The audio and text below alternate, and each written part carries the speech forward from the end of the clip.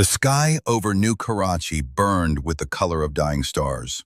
Sergeant Amara Bhatti stood on the observation deck of the orbital defense station, watching the enemy fleet move into position.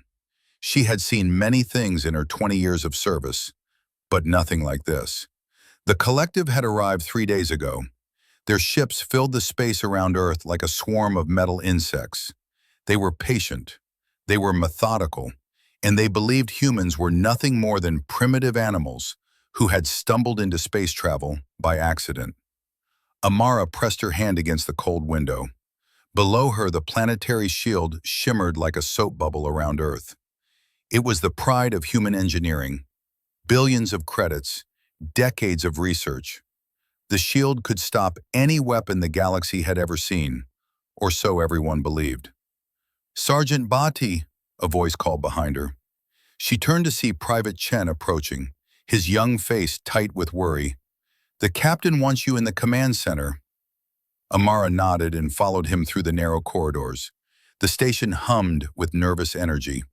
Soldiers rushed past carrying equipment. Engineers shouted orders. Everyone knew the attack was coming soon. The command center was crowded. Screens covered every wall, showing views of the enemy fleet, the shield status, and Earth below. Captain Morrison stood in the middle, his gray hair messy from running his hands through it too many times. "Bhatti," he said when he saw her, "we have a problem." "Just one?" Amara asked, trying to lighten the mood. Morrison did not smile. He pointed to a screen showing strange readings. "The collective is doing something to the shield. We don't know what yet, but the energy signature is unlike anything we've seen." Amara studied the data. Her specialty was xenotechnology, the study of alien devices and weapons. She had spent years learning how other species thought, how they built, how they fought. The patterns on the screen made her stomach twist. "They're not trying to break through," she said slowly. "They're trying to harmonize with it." "Harmonize?" Morrison frowned. "What does that mean?" "The shield vibrates at a specific frequency. If they match that frequency perfectly, they could theoretically make the shield think their weapons are part of the shield itself." Amara pointed to the spikes in the readings. "When that happens, the shield won't stop their attack. It will let it through." The room went silent. Everyone understood what that meant. Earth had put all its hope into the planetary shield. If it failed, there was nothing else between humanity and extinction. "How long do we have?" Morrison asked. Amara did the calculations in her head. 6 hours, maybe less. Morrison turned to his communications officer. "Contact Earth Command. Tell them we need every ship, every weapon, every idea they have. Now." But Amara was not listening anymore. She was thinking about something she had seen in an old collective data file, something that had seemed unimportant at the time. The collective species came from a high-gravity world. Their biology was dense, their bones nearly unbreakable. They were strong in ways humans could never match. But that strength came with a weakness. She pulled up her personal terminal and searched through her research files. There, a note about collective shield technology. Their shields were designed to stop physical impacts and energy weapons, but they had one blind spot. They were vulnerable to gravitational manipulation because their own biology was so sensitive to gravity changes. "Captain," Amara said, her voice cutting through the noise, "I have an idea, but you're going to think I'm crazy." Morrison looked at her with tired eyes. "At this point, Bhatti, crazy might be exactly what we need." Amara explained her theory. The collective ships were protected by their own shields that would stop any weapon humanity had. But if they could generate a gravitational pulse, a specific kind of wave that matched the collective's biological frequency, they might be able to disrupt both the collective shields and their ship's crews at the same time. "The problem is," Amara continued, "we'd need to generate that pulse from outside our own planetary shield, and the only way to do that would be to temporarily drop the shield." "That's suicide," someone said. "Maybe," Amara agreed, But if we don't do something, they'll get through the shield anyway. At least this way we have a chance." Morrison was quiet for a long moment. Then he nodded. "What do you need?" "A small ship, fast and maneuverable. The gravitational pulse generator from the research lab on level 7. And a pilot who's either very brave or very stupid." "You're going out there yourself, aren't you?" Morrison asked. Amara smiled grimly. "I'm the only one who understands the technology well enough to make it work. Besides, I've always wanted to see space without a window in the way." The next 3 hours passed in a blur. Engineers pulled the experimental gravitational generator from the lab and modified it to fit in a small fighter craft. Amara studied the collective biology data until she had memorized every detail. She calculated frequencies and power levels and probability curves. The other soldiers watched her work with a mixture of respect and pity. Everyone knew this was probably a one-way trip. Private Chen brought her a cup of coffee. "Sergeant," he said quietly, "my family is down there, in Mumbai. If you can give them even one more day, one more hour, it's worth it." Amara took the coffee and nodded. She thought about all the families down there, all the people who had no idea that their lives hung by such a thin thread, all the children who still believed the world was safe. She would not let them down. When everything was ready, Amara climbed into the fighter. The cockpit was cramped, filled with the jury-rigged gravitational generator and its control systems. She ran through the pre-flight checks while the hangar crew prepared to launch her. "Bhatti," Morrison's voice came through her helmet radio. "Good luck. Bring yourself home." "I'll do my best, sir," she replied. The hangar doors opened, and Amara saw the stars. And beyond the stars, she saw the collective fleet waiting like patient predators. She took a deep breath and launched into the dark. The fighter shot through the opening in the planetary shield like a bullet. For 3 heartbeats, Amara felt exposed, vulnerable, as if every weapon in the collective fleet was aimed directly at her tiny craft. Then the shield closed behind her with a shimmer of blue light, and she was alone in the dark between Earth and her enemies. Her radar lit up immediately. 12 collective ships had broken formation and were moving to intercept her. They were fast, much faster than intelligence reports had suggested. Amara pushed her fighter into a steep dive, then rolled left as the first energy beams cut through the space where she had been. "Command, this is Bhatti," she said into her radio. "I have multiple hostiles, beginning evasive maneuvers." "Copy that, Bhatti," Morrison's voice crackled back. "Try to stay alive long enough to get in range." Amara almost laughed. Stay alive, as if it were that simple. She had trained for space combat, of course. Every soldier did. But training in a simulator was nothing like the real thing.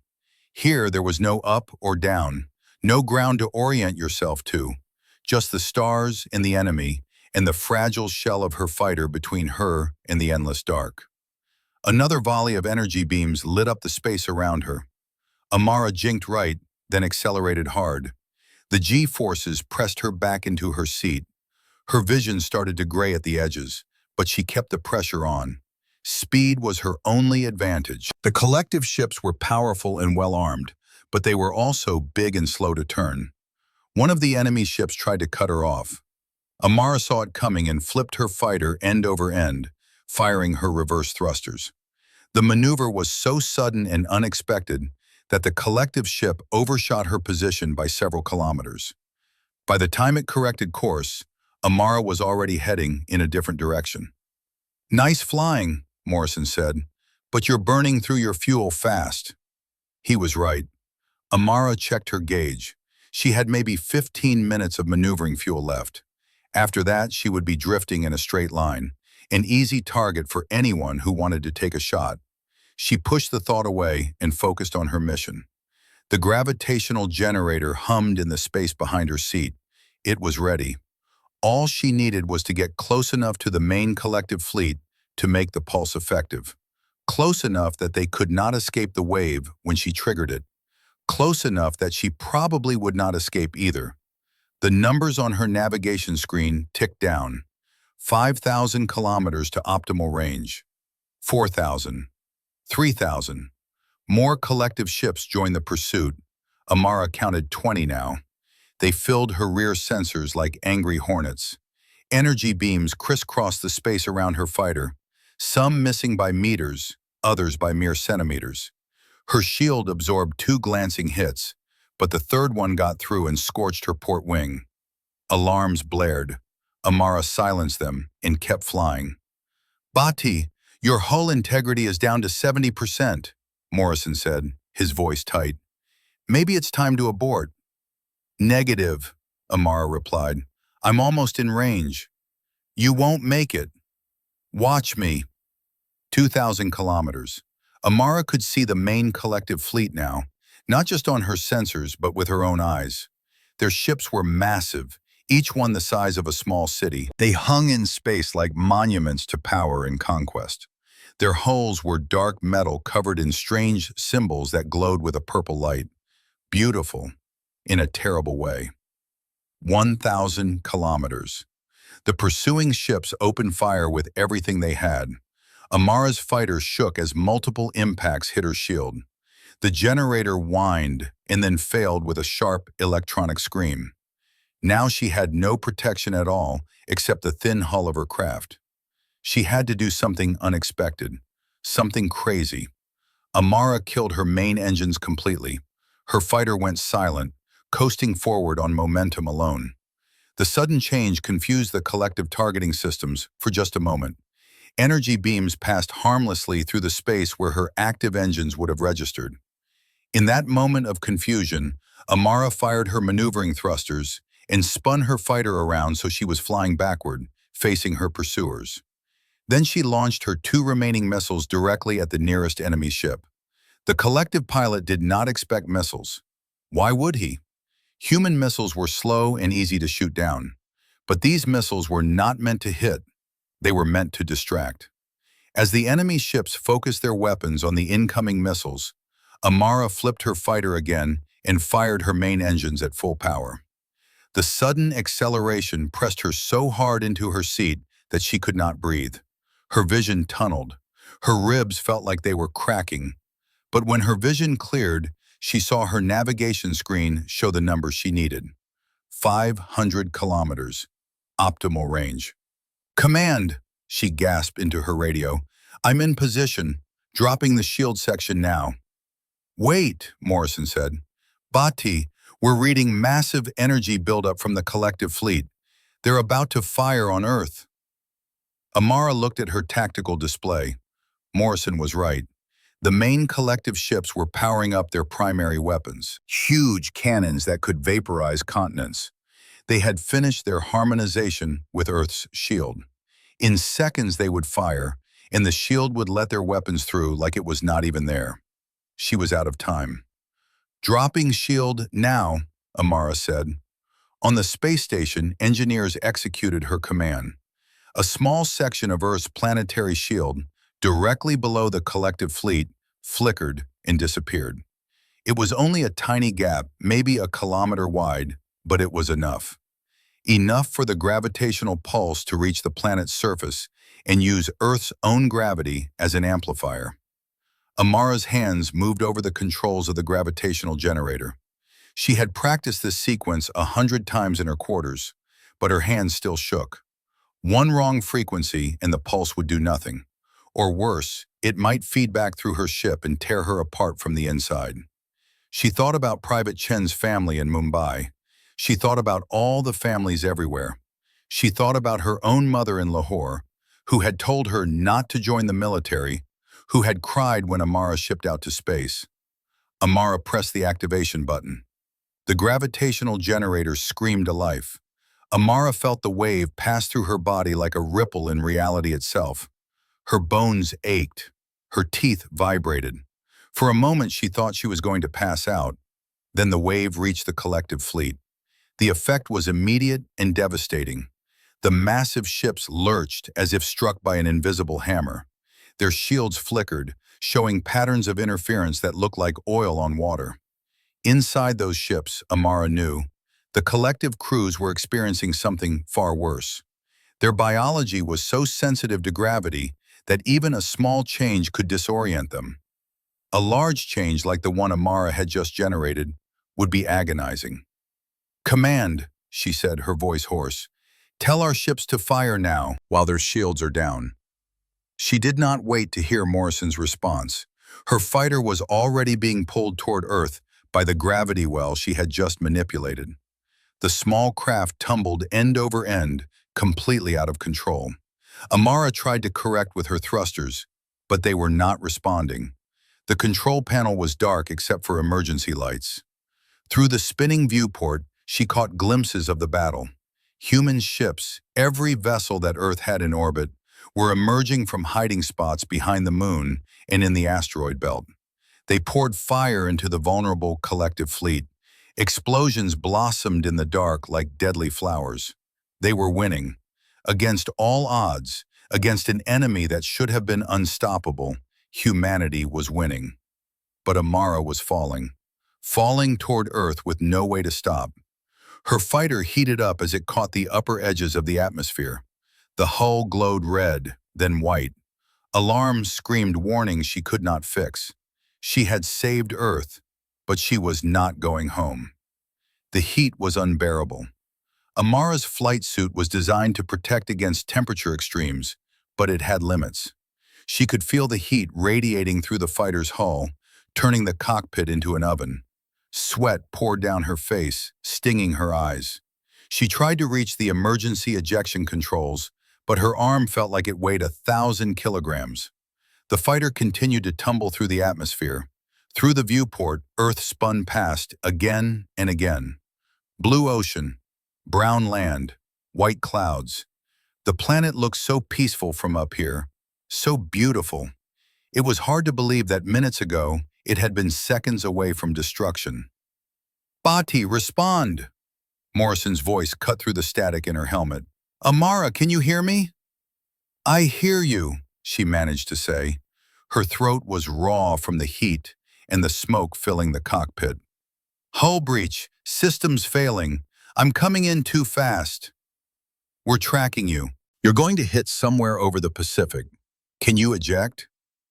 Amara tried again to reach the ejection handle. This time her fingers brushed it. She pulled with all her strength. Nothing happened. The mechanism was jammed, or melted, or broken.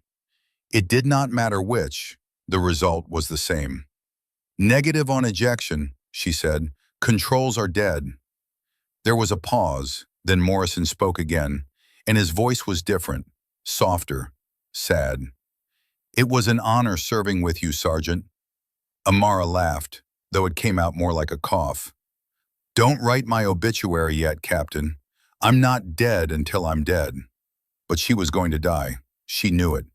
The fighter was breaking apart around her. Pieces of the hull were tearing away, trailing fire behind them like falling stars. The gravitational generator had cracked open, and strange energies leaked from it, making the air shimmer.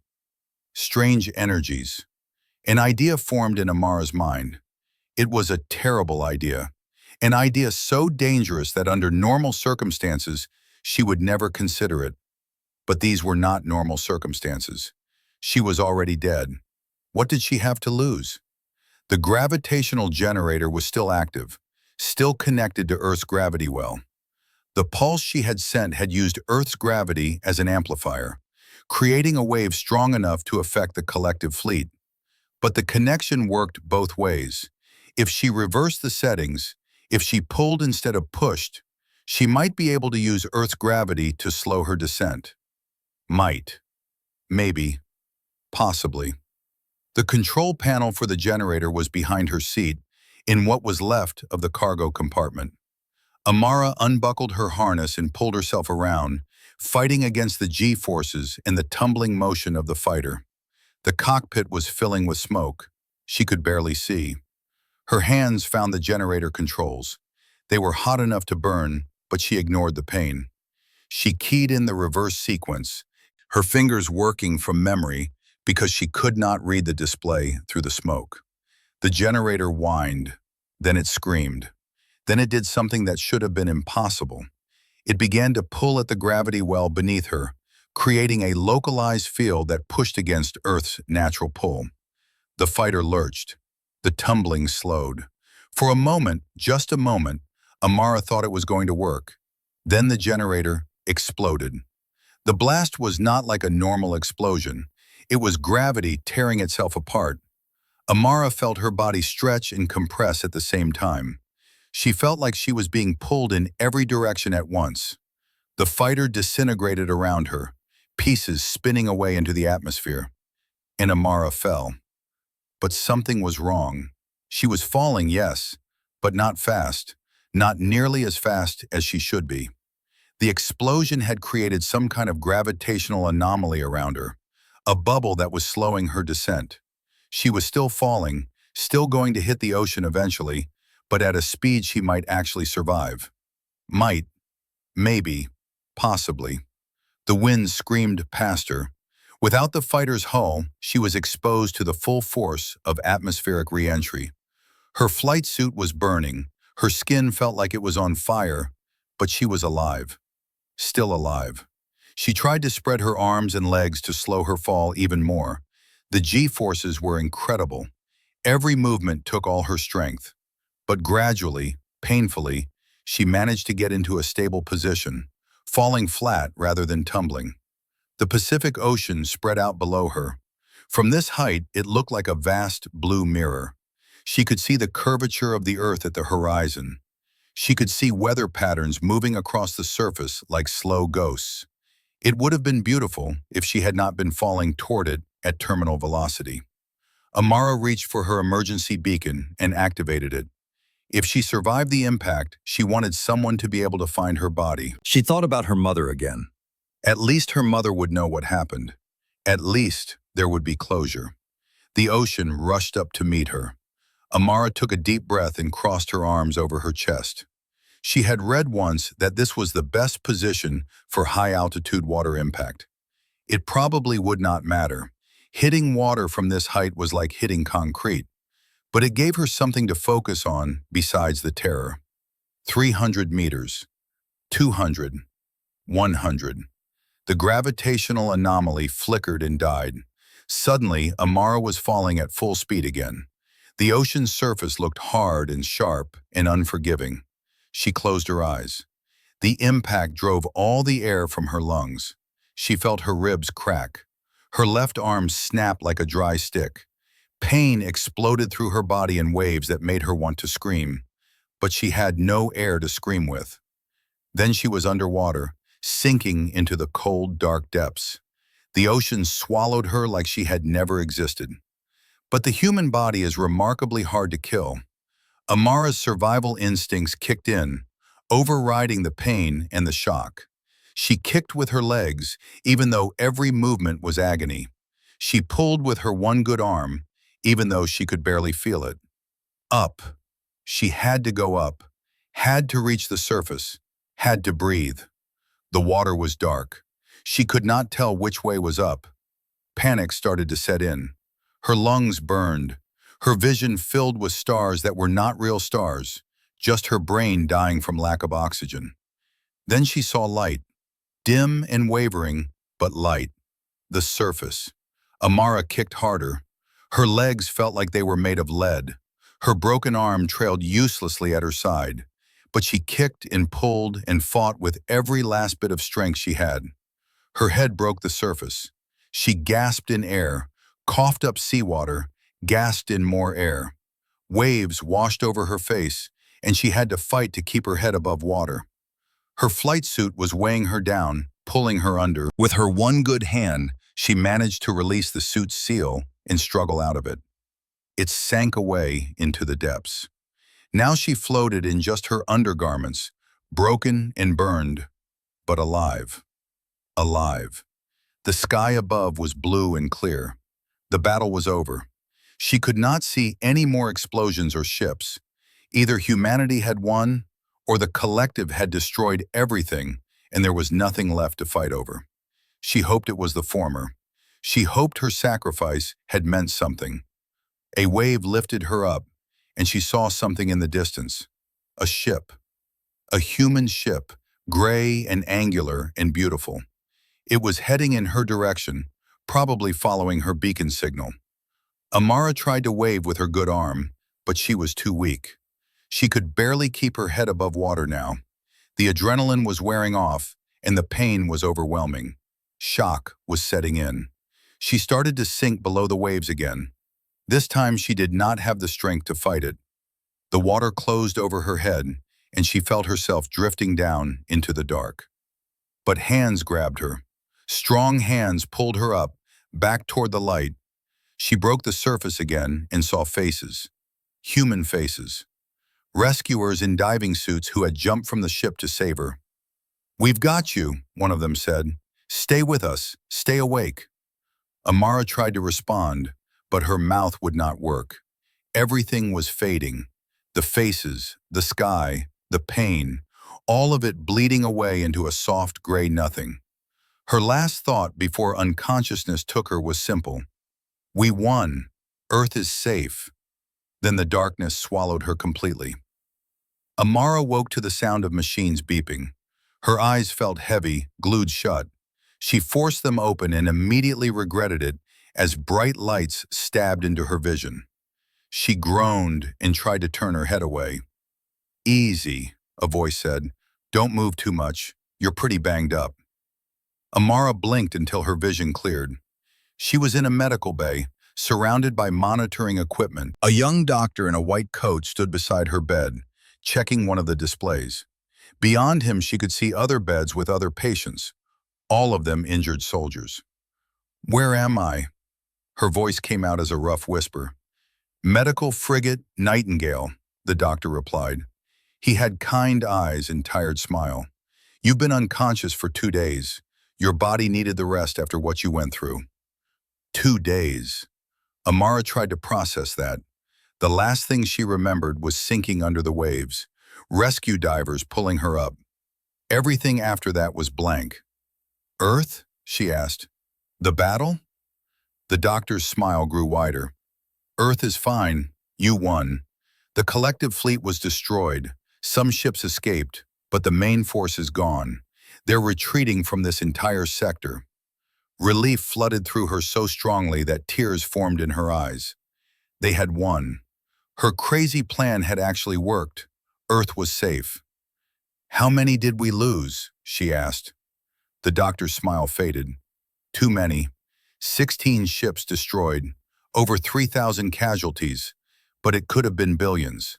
What you did, Sergeant Bhatti, what you did saved everyone." Amara closed her eyes. 3,000 people dead.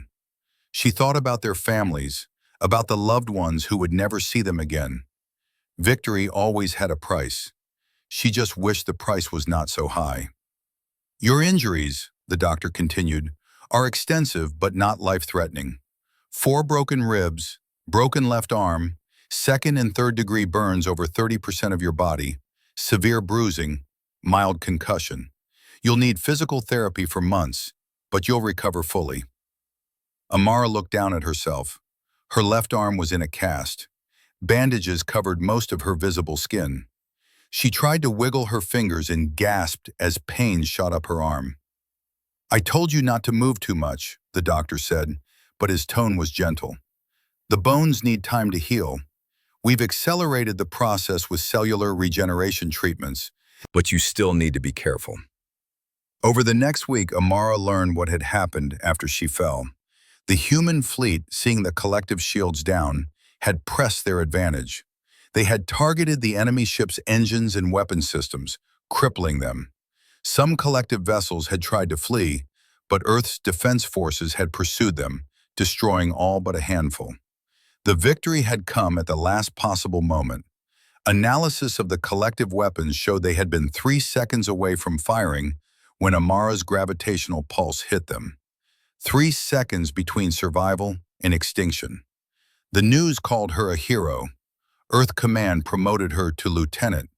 Messages poured in from around the world, from people thanking her for saving their lives, their families, their homes. Children drew pictures of her. Schools named buildings after her. Politicians gave speeches praising her bravery. Amara hated all of it. She was not a hero. She was just a soldier who had done her job. The real heroes were the 3,000 who had died. The real heroes were the engineers who had built the weapons. The real heroes were the pilots who had flown into battle, knowing they might not come back. Captain Morrison visited her on the fourth day. He looked older than she remembered, with new lines around his eyes and more gray in his hair. He pulled up a chair beside her bed and sat down heavily. "You look terrible," he said. "You should see the other guy," Amara replied. They both laughed, and it felt good to laugh. It felt normal in a way nothing else had since the battle. "Command wants to give you a medal," Morrison said. "The Star of Terra. It's the highest honor Earth can give." Amara shook her head. "I don't want a medal." "I told them you'd say that, but you're getting it anyway.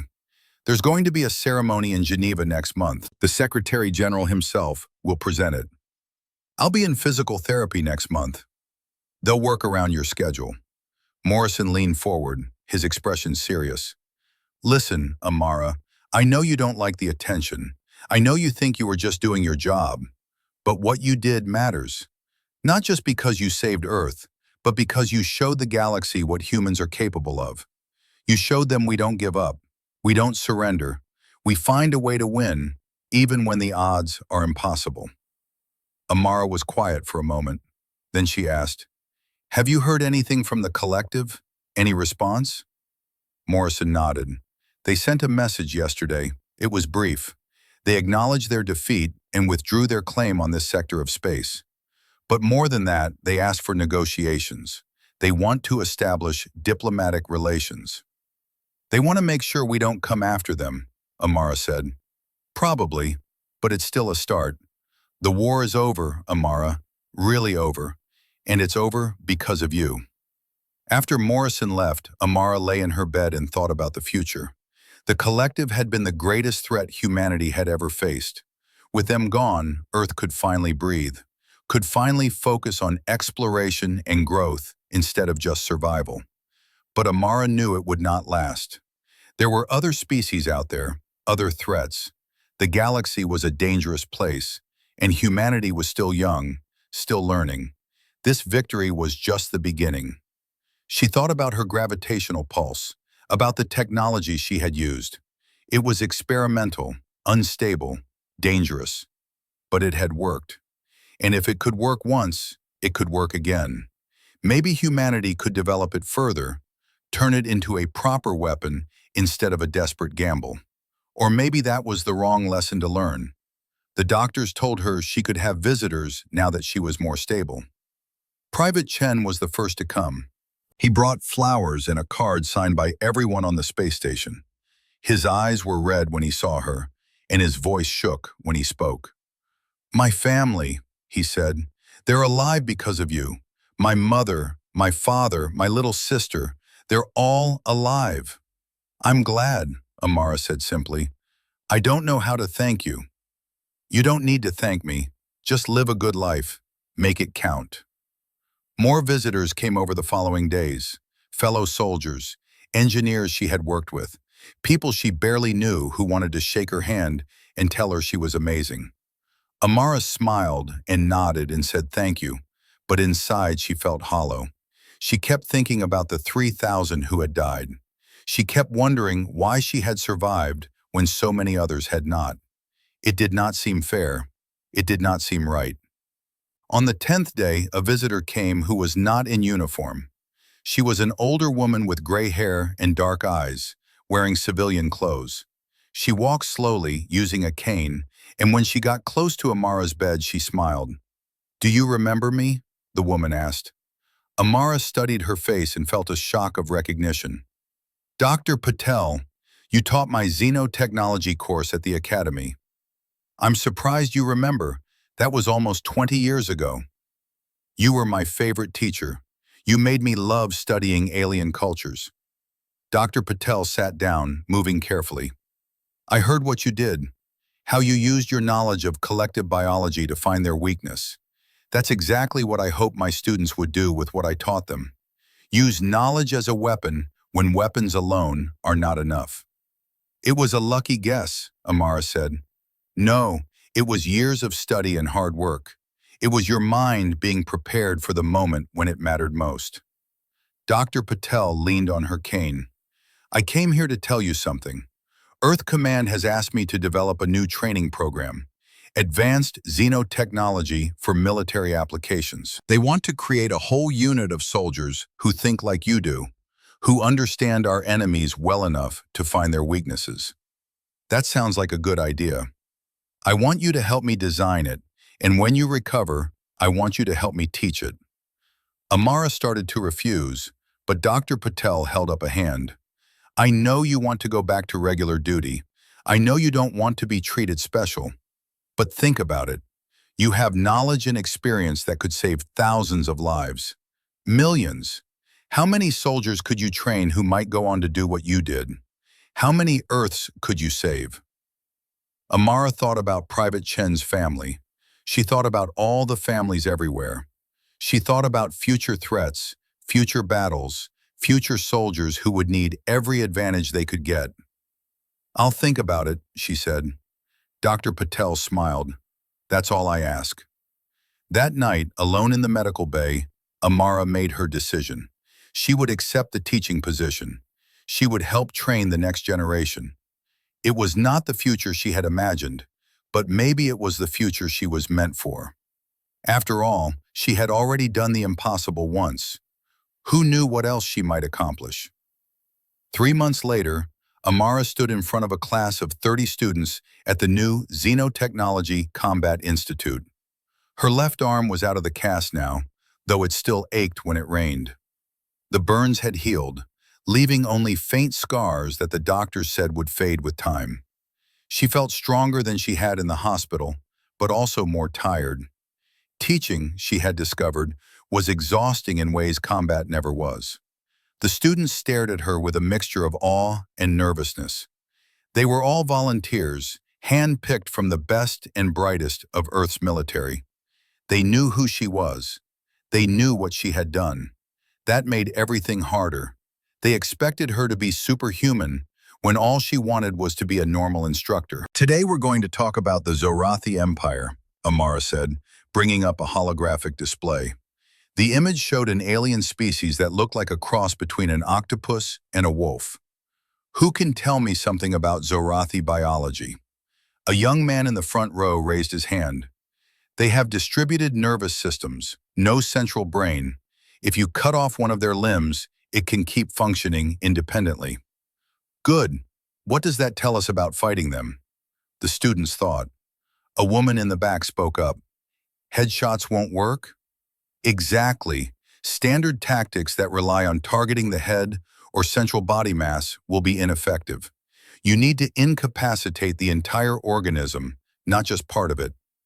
Amara manipulated the hologram, showing Zorathi anatomy in detail. But that distributed system is also a weakness. Do you see it? The students studied the image. Amara waited patiently.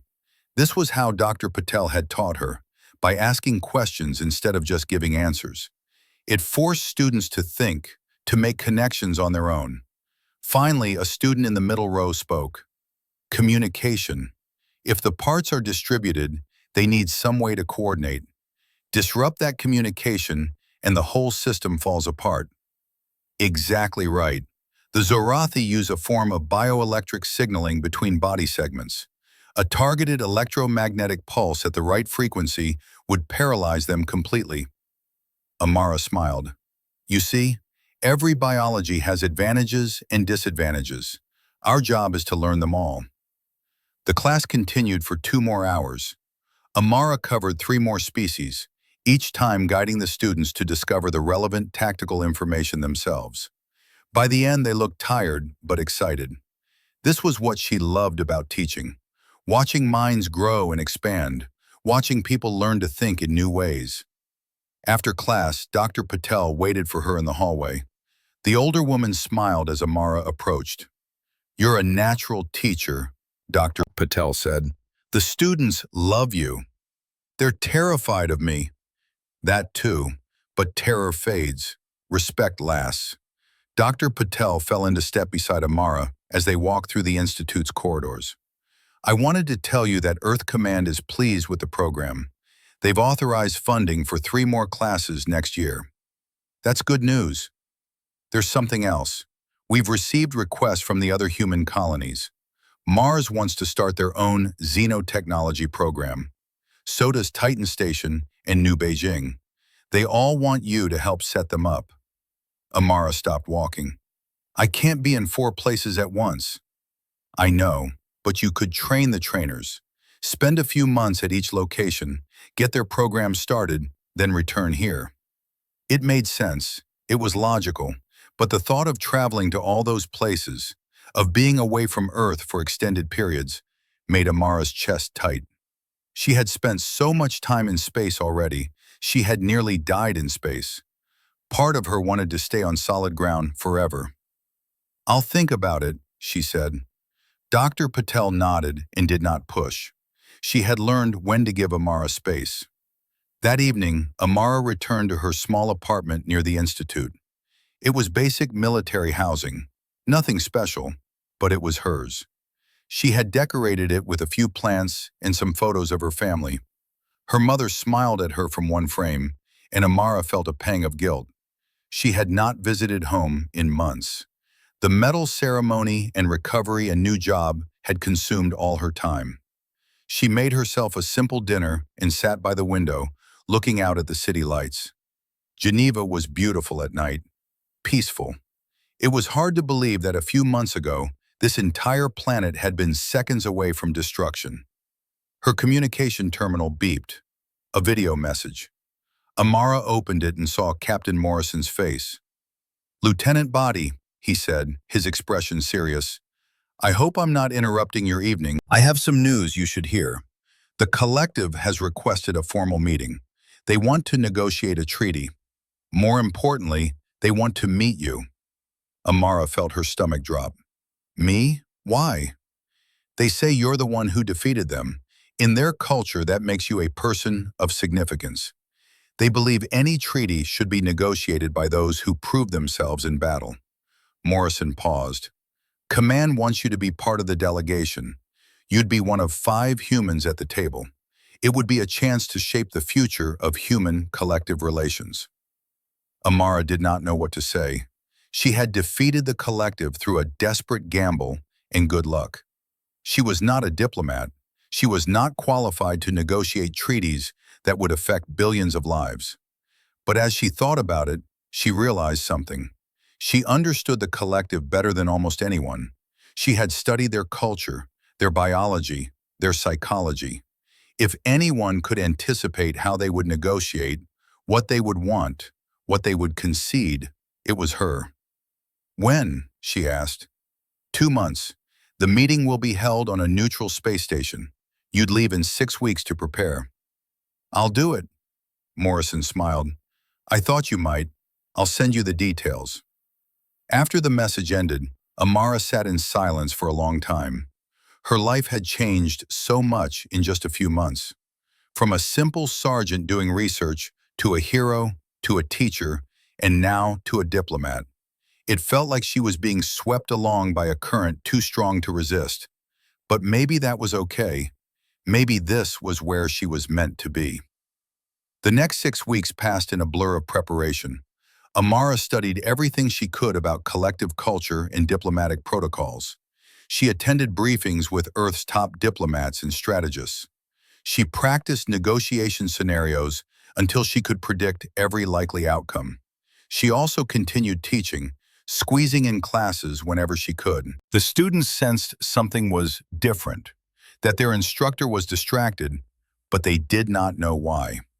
Amara had been told to keep the diplomatic mission secret until it was announced publicly. The announcement came 3 days before she was scheduled to leave. Earth Command held a press conference, revealing that formal negotiations with the collective would begin. The news spread across the planet like wildfire. Some people celebrated, others protested, saying humanity should never make peace with an enemy that had tried to destroy them. Amara understood both reactions. Trust had to be earned, and the collective had a lot to prove. But war was not sustainable. Humanity needed peace to grow and thrive. On the day of departure, Amara packed a small bag with her belongings. She wore her formal uniform, the one with all her medals and decorations. She felt like an imposter wearing them, but orders were orders. Dr. Patel came to see her off. "You'll do wonderfully," the old woman said. "Just remember, you're not there to make friends. You're there to protect human interests. Be firm but fair." "I will. And Amara, come back safely. Your students need you." The transport ship was a diplomatic vessel, sleek and fast, designed for important missions. The other 4 members of the human delegation were already aboard when Amara arrived. She recognized 2 of them: Ambassador Helena Voss, Earth's top negotiator, and General Zhang, head of Earth's defense forces. The other 2 were introduced as experts in trade and xenoanthropology. Ambassador Voss was a tall woman with sharp eyes and sharper wit. She looked at Amara appraisingly. "So you're the hero," Voss said. "I've heard a lot about you." "Just doing my job, Ambassador." "Modest. I like that." Voss gestured to a seat. "Sit. We have 3 days of travel ahead of us. Might as well get to know each other." Those 3 days were intense. The delegation reviewed strategy constantly, debating every possible scenario. What if the collective demanded reparations? What if they wanted territory? What if they refused to accept terms favorable to humanity? Amara found herself contributing more than she expected. Her knowledge of collective psychology was invaluable. She could predict their likely responses, their red lines, their possible compromises. The others began to defer to her judgment on anything related to understanding the enemy. The enemy. It felt strange to still call them that when they were going to negotiate peace. On the 3rd day, they arrived at the neutral station. It was called Harmony, a name chosen to reflect its purpose as a place for peaceful dialogue. The station hung in empty space between human and collective territories, equidistant from both. As their ship docked, Amara looked through the viewport and saw another ship on the opposite side of the station, the collective vessel. It was strange seeing one up close without weapons firing. It looked less threatening this way, almost beautiful in its alien design. "Ready?" Ambassador Voss asked. Amara took a deep breath. She thought about everything that had brought her to this moment: the desperate space battle, the fall to Earth, the recovery, the teaching, all of it leading here. "Ready," she said. They exited the ship and entered the station. The corridors were neutral, decorated in styles that were neither human nor collective. The air smelled of recycled oxygen and the faint tang of ozone. At the end of a long corridor, they reached the negotiation chamber. The doors were massive, made of some kind of gray metal. They slid open silently, revealing a large room with a circular table in the center. On the other side of the table stood 5 collective delegates. Amara had seen images of them before, but seeing them in person was different. They were tall, nearly 3 meters, with thick bodies built for high gravity. Their skin was a deep purple gray, and their faces had too many eyes, all of them focused on the human delegation. One of them stepped forward. "I am Negotiator Krell," it said in perfect English, though the words came from a translation device rather than its actual mouth. "We greet you in peace." Ambassador Voss stepped forward as well. "I am Ambassador Voss. We accept your greeting." Then Krell's many eyes focused on Amara. "And you must be the one called Bhatti, the one who shattered our shields." Amara met its gaze. "I am." "It is an honor to meet a warrior of such skill," Krell said. "Your actions have earned respect throughout our empire." Amara did not know how to respond to that. She settled for a simple nod. The negotiations were about to begin. The first day of negotiations was cautious and formal. Both sides circled each other like wary animals, testing boundaries without committing to anything substantial. Ambassador Voss handled most of the talking, with General Zhang occasionally adding military perspective. Amara mostly listened and observed. She noticed things the others might miss: the way negotiator Krell's secondary eyes tracked movement while the primary ones maintained contact. The slight color shifts in the collective delegate's skin when they discussed certain topics. The patterns in their speech that indicated stress or uncertainty. By evening, they had accomplished little except establishing ground rules for the talks. No weapons in the chamber, all communication recorded, breaks every 3 hours, basic protocols that would let them work together without immediate conflict. Amara returned to her quarters exhausted. The mental strain of watching every gesture, analyzing every word, was immense. She fell asleep almost immediately, still in her uniform. The second day started better.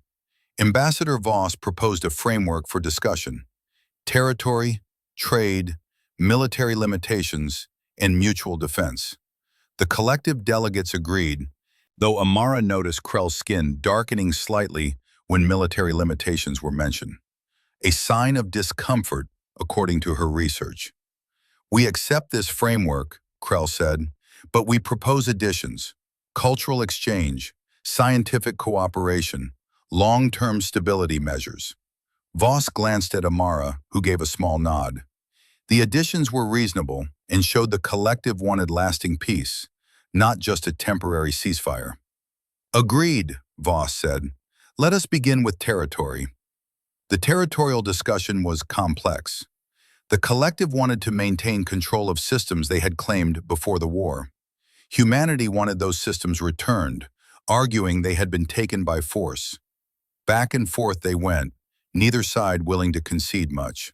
Finally, Amara spoke up. "What if we establish a buffer zone?" Everyone turned to look at her. She felt heat rise to her face but continued. "A region of space between our territories that neither side can claim. It could be jointly patrolled to ensure no aggression from either side." Krell tilted its massive head.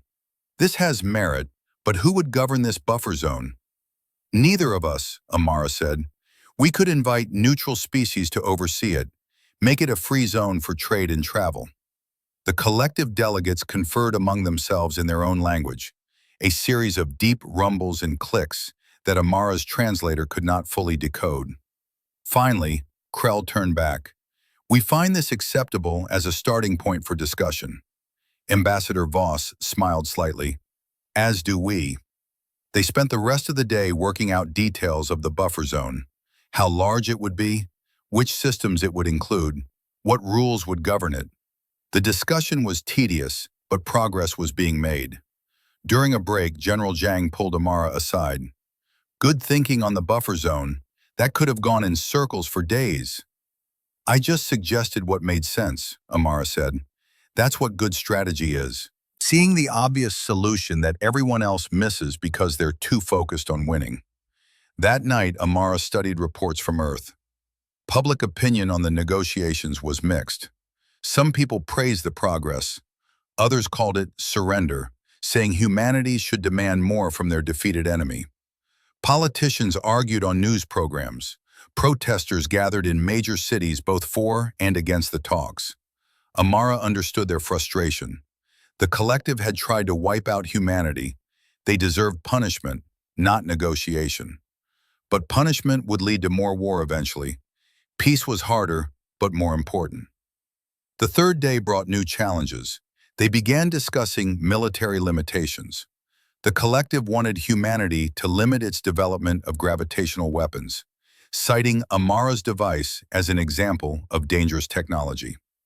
"Absolutely not," General Zhang said firmly. "We will not limit our defensive capabilities." "Then we cannot agree to limit ours," Krell responded. "Your gravitational weapon proved devastating to our forces. We must be able to defend against it. By building weapons that threaten us? By ensuring balance." The discussion became heated. Voices rose. The careful diplomacy of the previous days started to crack. Amara could see this was going nowhere good. "Stop," she said quietly. No one heard her. "Stop," she said louder. The room fell silent. All eyes turned to her.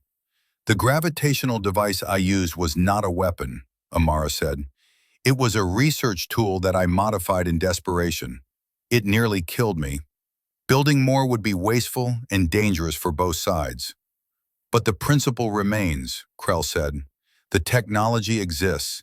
It can be weaponized. So can 1,000 other technologies, Amara replied. We could spend years listing things we're afraid of.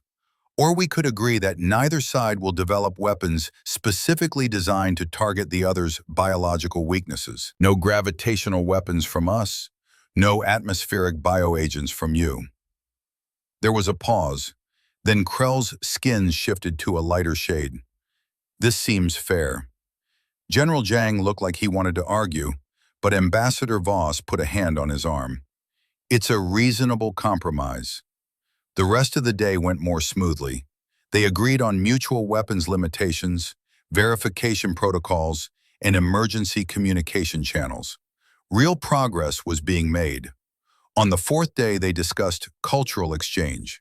This was Ambassador Voss's specialty, and she negotiated brilliantly, securing agreements for student exchanges, scientific cooperation, and shared research projects.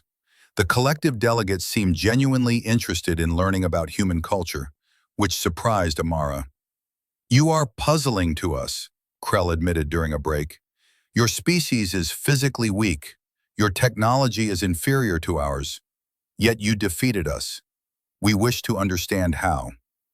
Amara considered her answer carefully. We adapt. We improvise. We never give up. Your species is stubborn. Yes, very much so. Krell made a sound that Amara's research suggested might be laughter. Perhaps that is not weakness after all. By the fifth day, they had covered most of the major issues. Only one big topic remained: what to do about the systems where fighting had occurred. Several planets had been damaged in the war, colonies destroyed, civilians killed on both sides. This was the hardest discussion yet. Both sides wanted acknowledgement of their losses. Both sides wanted compensation. Both sides carried anger and grief. It was Amara who finally proposed a solution. What if we build something together? A memorial station in the buffer zone. A place dedicated to all those who died in the war, human and collective. We could make it a research facility too, focused on peace and cooperation. The idea was met with silence. Then one of the other collective delegates spoke for the first time, its voice softer than Krell's. I lost family in this war. A memorial would honor them. As would it honor ours, Ambassador Voss said quietly. The agreement came together quickly after that. A joint memorial and research station, equal funding from both sides, representatives from both species working together. It would take years to build, but it would stand as a symbol of their commitment to peace. On the sixth day, they began drafting the formal treaty. Legal experts from both sides worked through the night, translating agreements into binding language. Amara stayed awake too, reading every clause, making sure nothing was missed or misunderstood. The seventh day was for final reviews. Both delegations went through the treaty, word by word, phrase by phrase. Small changes were made, clarifications added, but the core remained solid. On the eighth day, they signed. The ceremony was simple. Ambassador Voss signed first, using a traditional pen on actual paper. Then negotiator Krell signed, using a device that burned its mark into the document. Then the others, one by one, human and collective alternating. When it was Amara's turn, her hands shook slightly. This was real. This was history. She was signing a document that would shape the future of two species, maybe more. She signed her name carefully, Lieutenant Amara Bhatti. After the ceremony, there was a small reception. Nothing elaborate, just a chance for both delegations to speak informally. Amara found herself standing near Krell, both of them holding drinks they had no intention of consuming. Collective physiology could not process human alcohol, and Amara did not trust the collective beverage she had been given. I have a question, Krell said. When you fell toward your planet, did you believe you would survive? Amara thought about the fall, the impact, the cold, dark water. No, I thought I was dead. Yet you did it anyway. The alternative was worse. If I did nothing, everyone would die. If I acted, maybe I would die, but everyone else would live. The choice was simple. Krell was quiet for a moment. Then it said, "We chose you as an enemy because we thought you would be easy to defeat. We were wrong. I am glad we were wrong." Why? Because easy victories teach nothing. You forced us to reconsider our beliefs about strength and weakness. That is valuable. Amara smiled slightly. "You're welcome?" The reception ended and the delegations prepared to depart. Handshakes were exchanged. Promises were made to stay in contact. The mood was cautiously optimistic. As Amara boarded the transport back to Earth, she looked out at Harmony Station one last time. A place where enemies had become something else. Not friends exactly, but not enemies anymore either. Something new that did not have a good name yet. The journey home took 3 days. The human delegation was exhausted but pleased. They had accomplished something important, something that would last. When they arrived at Earth, a celebration was waiting. News of the treaty had spread, and millions of people lined the streets of Geneva. Flags waved, music played, people cheered and cried with relief. Amara stood on a platform with the other delegates, waving to the crowd. She felt disconnected from it all, like she was watching someone else's life. This did not feel real. But when she saw Private Chen in the crowd, holding his little sister on his shoulders so she could see, it became real. All those people were alive because of what she had done. Not just in the battle, but here, in these negotiations. She had helped secure their future. That night, Amara returned to her apartment. It looked exactly as she had left it, but she felt different, changed in ways she could not quite explain. Her communication terminal showed hundreds of messages. Congratulations from former teachers and colleagues. Interview requests from journalists. Job offers from universities and corporations. She ignored all of them and instead composed a single message to her mother. "I'm coming home, just for a visit. I want to see you." The response came within minutes. "Your room is waiting. Come whenever you're ready." Amara smiled and booked a flight to Lahore. It was time to go home. Lahore looked different from orbit. Amara pressed her face against the window of the transport shuttle, watching the city spread out below like a living map. She had been gone for so long that she had almost forgotten what home looked like.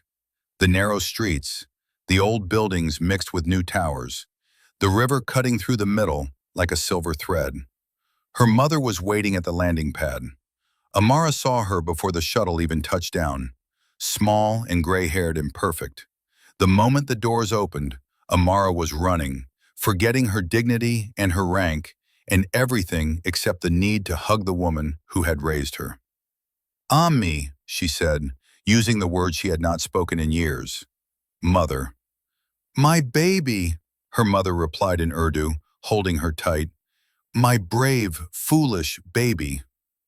They stood like that for a long time, neither wanting to let go. Around them, other passengers moved past, giving them space and privacy.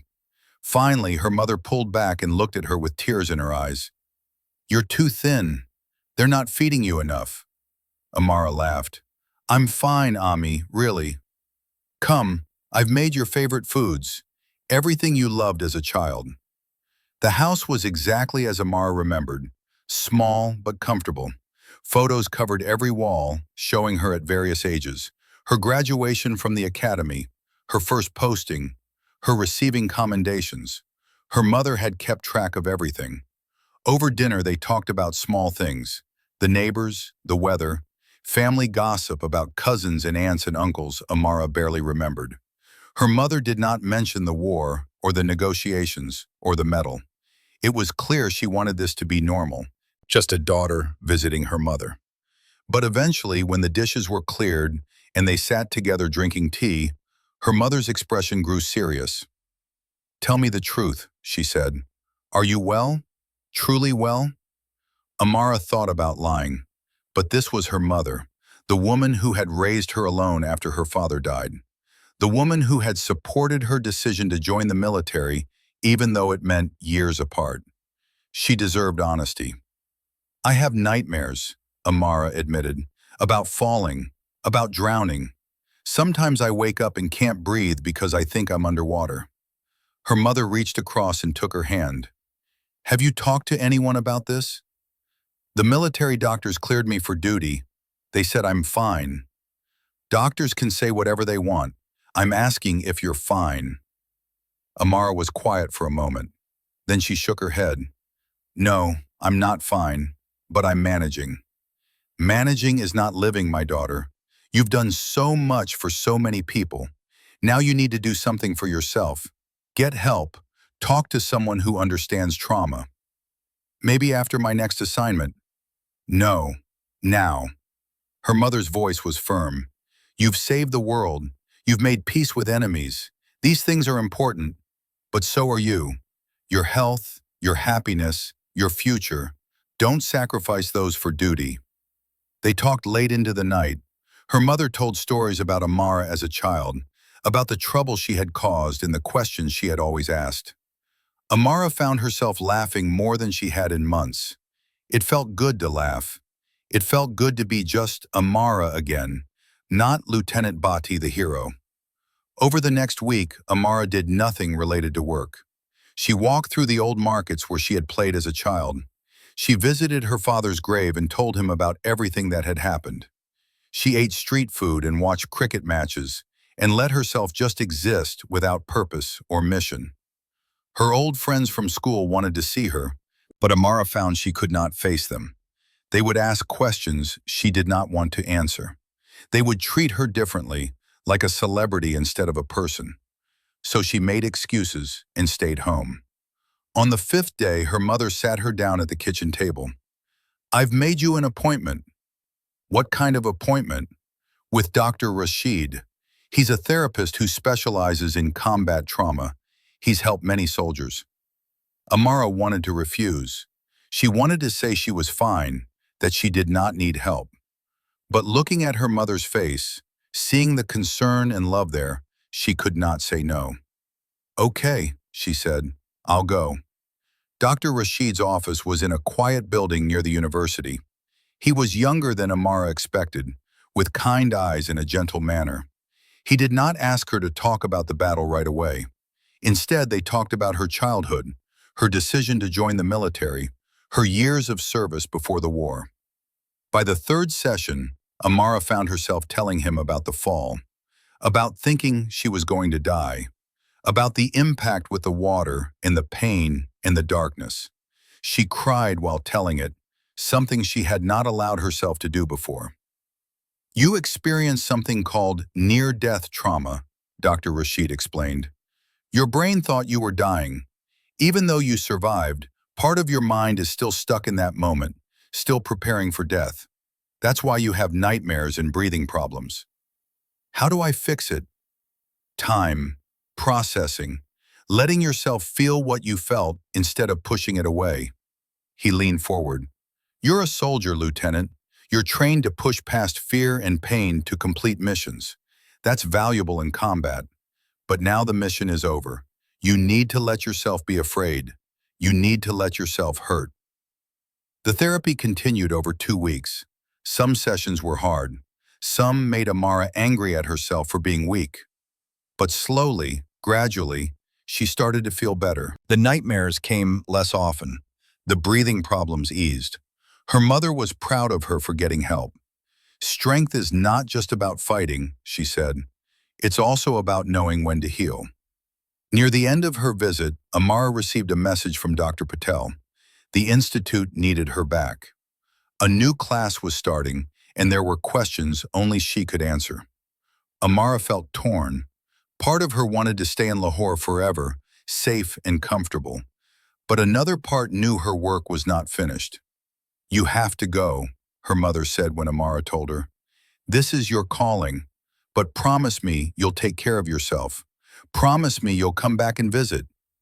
I promise, Ami. On the flight back to Geneva, Amara thought about everything that had happened. The battle, the fall, the recovery, the negotiations, the healing. Each experience had changed her, shaped her into someone new. She was not the same person who had launched into space 4 months ago.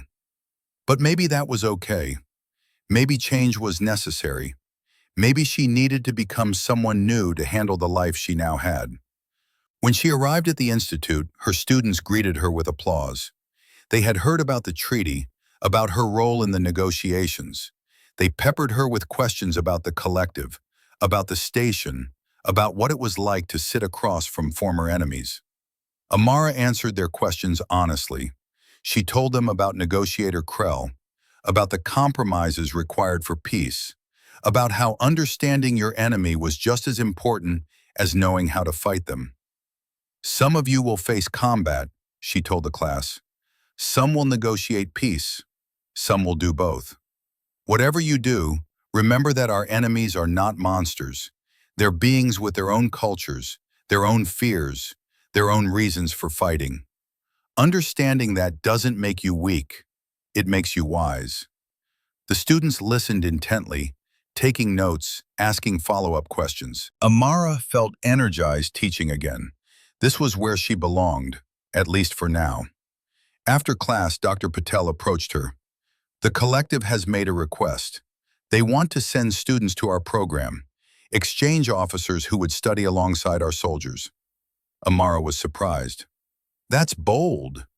It's unprecedented, but it fits with the treaty's cultural exchange provisions. The question is whether we're ready for it. Are they ready for it? Amara countered. Having their officers learn human methods, human thinking? Perhaps they believe learning is more important than pride. Amara thought about negotiator Krell and its words about easy victories teaching nothing. Then we should accept. Knowledge flows both ways. We can learn from them too. The decision was made. Within a month, 3 collective officers would arrive at the Institute. It would be an experiment, a test of whether former enemies could truly work together.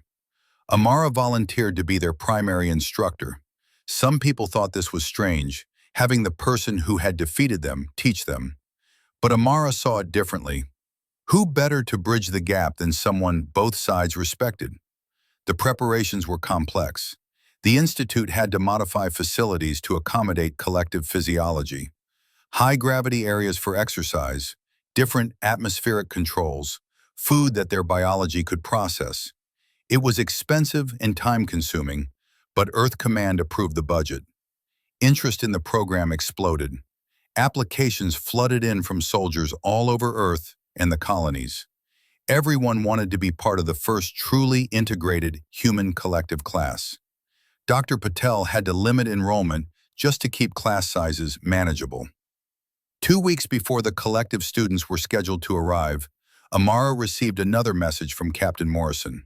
He wanted to meet in person. She traveled to the orbital station where she had once watched the enemy fleet approach. The station had been repaired and expanded.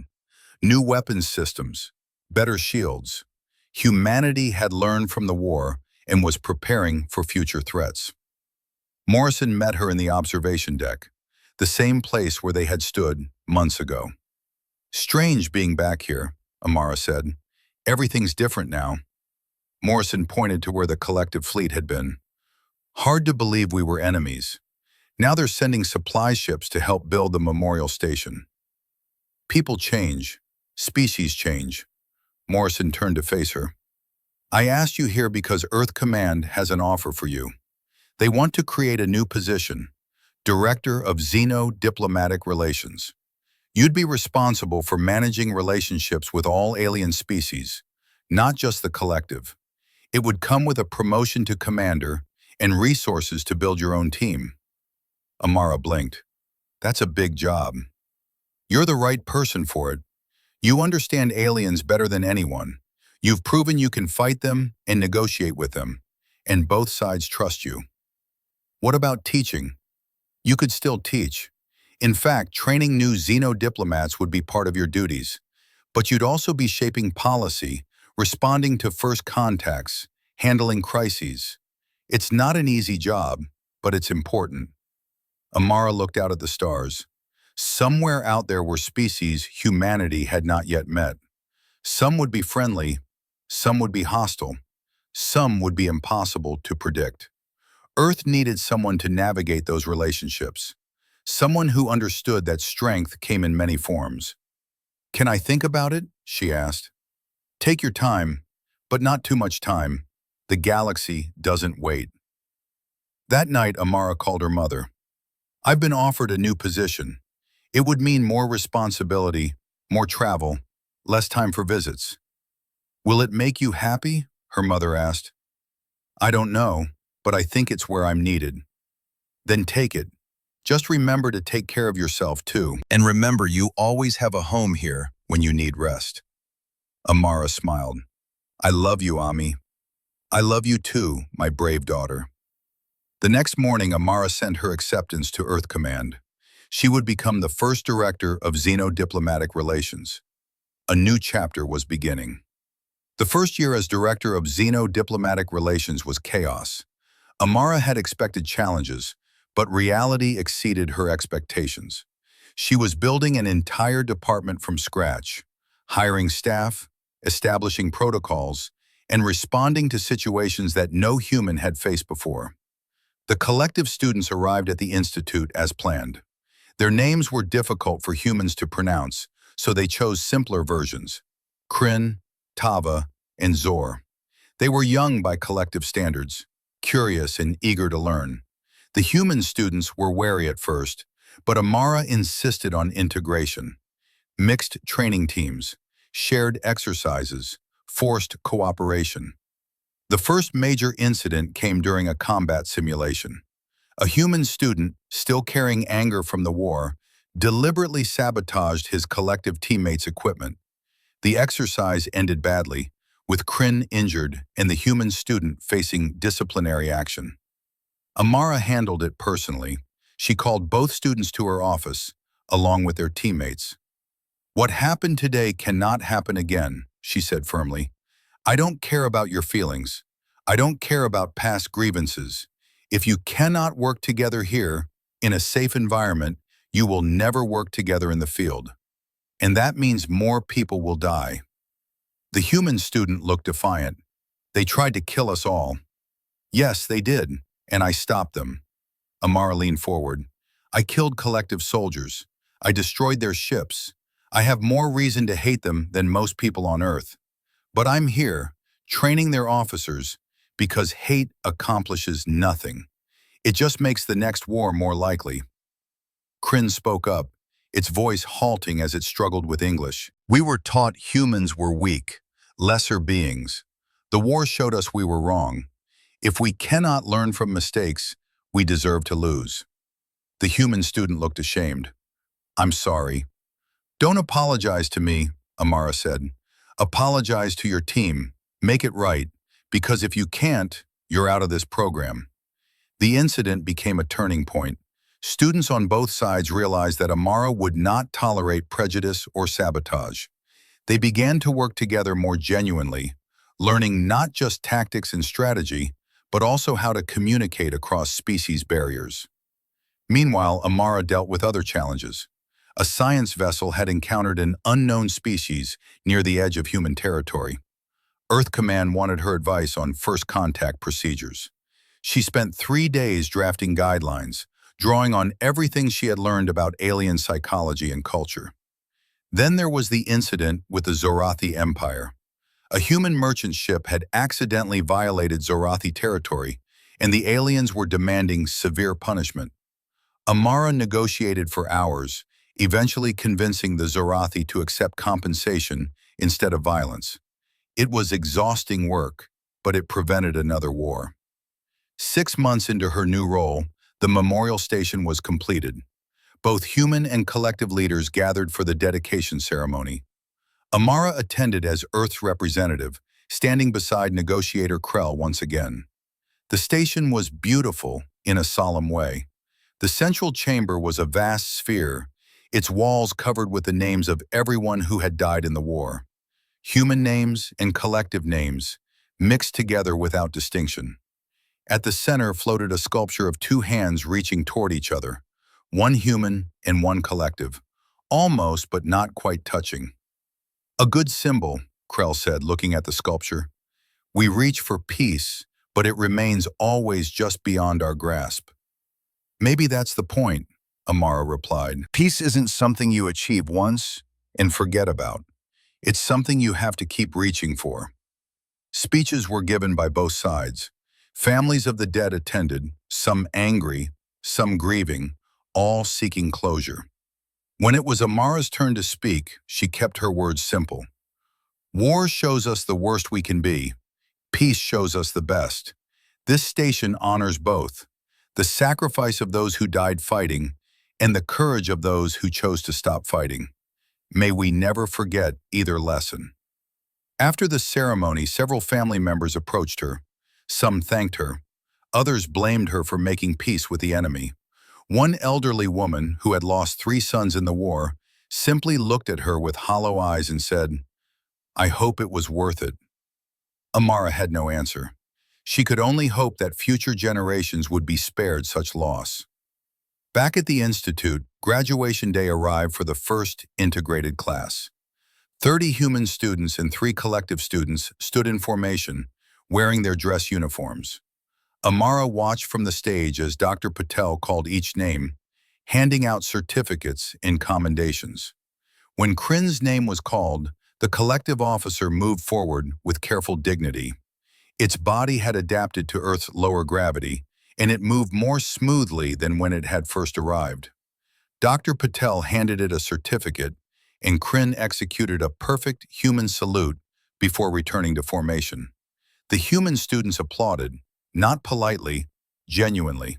They had trained with Kryn, suffered through exercises with it, learned to trust it. The prejudice had not disappeared completely, but it had been buried under shared experience and mutual respect. After the ceremony, Amara congratulated each graduate personally. When she reached Kryn, the collective officer spoke quietly. "I will return to my people soon. I will tell them what I learned here, that humans are not weak, that cooperation is not surrender. That understanding is strength." "What will you do next?" Amara asked. "I have been assigned to the memorial station. I will work in the research division, studying methods for preventing future conflicts." Amara smiled. "That's important work. Good luck." As the graduates dispersed, Amara received an urgent message from Earth Command. A new situation had developed. The VRIX Coalition, a loose alliance of minor species, had contacted humanity requesting protection. They were being threatened by a powerful empire called the Dominion, and they believed humans might be their only hope. The request put Earth in a difficult position. Accepting would mean potentially going to war with the Dominion. Refusing would mean abandoning species who had asked for help. Amara was called to an emergency meeting of the Security Council. The council chamber was tense. Military leaders wanted to ignore the VRIX. Diplomats wanted to help.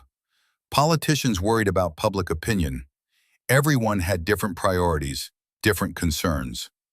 "What do we know about the Dominion?" asked the Secretary General. Amara pulled up her files. "They're expansionist, aggressive. They've conquered 17 species in the past century. Their military is large and well-equipped, but they're not invincible. They tend to intimidate weaker species into surrender rather than fighting." "So they're bullies," General Zhang said.